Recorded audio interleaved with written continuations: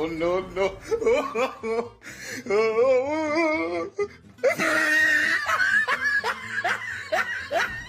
मैं समझा नहीं। साहब ये सारे मेरे नीचे काम करते हैं, ये मेरे मुलाजिम हैं। वो गाड़ी देखें, ये भी मेरी है।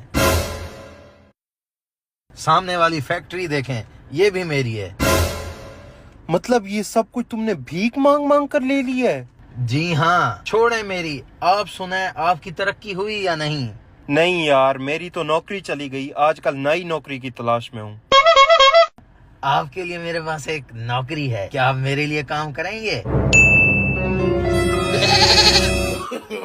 No, no, no, no.